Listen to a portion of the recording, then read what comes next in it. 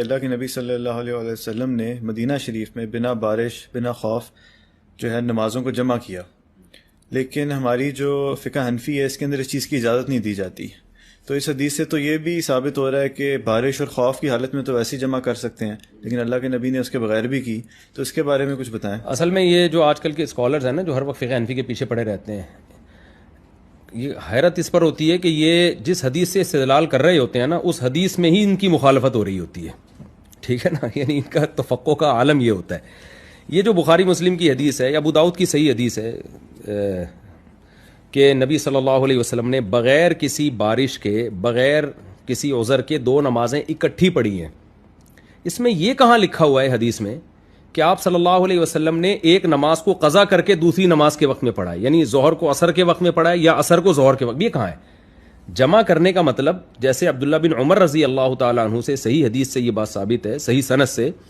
عبداللہ بن عمر رضی اللہ شرح معانی الاثار میں اور بھی دیگر حدیث کی کتابوں میں، بحقی وغیرہ میں یہ حدیث موجود ہے، غالباً شاید ترمذی میں بھی ہوگی، کیونکہ ہمیں پڑھے ہوئے ٹائم ہو گیا. اس ٹاپک پر انشاءاللہ میں آپ سے دوبارہ ایک میٹنگ کروں گا، میں پورے ریفرنسز کے ساتھ نا وہ حدیثیں آپ کے سامنے پیش کروں گا. یہ اور بھی بڑے سوالات ہیں آپ سے، تو انشاءاللہ وہ بھی اختلافی مسائل پر آپ سے ایک الگ سے پوڈ کاسٹ کروں گا میں انشاءاللہ. یہ جتنے آج کل اعتراض کرتے ہیں نا، امام حنیفہ نے قرآن کے خلاف فتویٰ دیا، فلانے حدیث میں تو آتا ہے 2 نمازیں سفر میں آپ اکٹھی پڑھ رہے ہیں، امام حنیفہ کہتے ہیں نہیں پڑھ سکتے.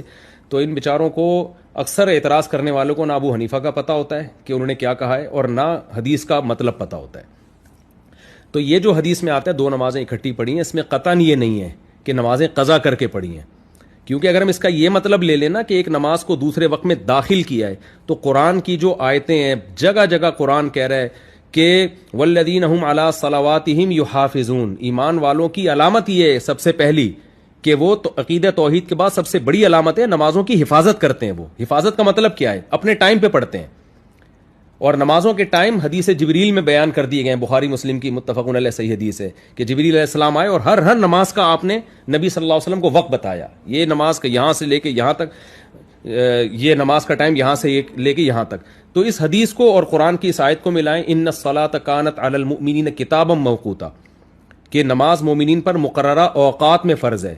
تو مقررہ اوقات کا مطلب تو یہ ظہر کا اپنا ٹائم ہے، عصر کا اپنا ٹائم ہے، مغرب کا اپنا ٹائم ہے، عشاء کا اپنا ٹائم ہے. ہر کوئی بھی نماز دوسری نماز کے ساتھ تداخل نہیں ہے اس میں.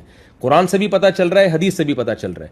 اور آپ کو اس پر حیرت ہوگی، جو قرآن میں اللہ نے حکم دیا نا کہ جب تم میدان جہاد میں ہو تو کیسے نماز پڑھنی ہے تم نے، کہ وَإِذَا كُنْتَ فِيهِمْ فَأَقَمْتَ لَهُمُ الصَّلَاةَ فَلْتَقُمْ طَائِفَةٌ مِّنْهُمْ مَعَكَ وَلْيَأْخُذُوا أَسْلِحَتَهُمْ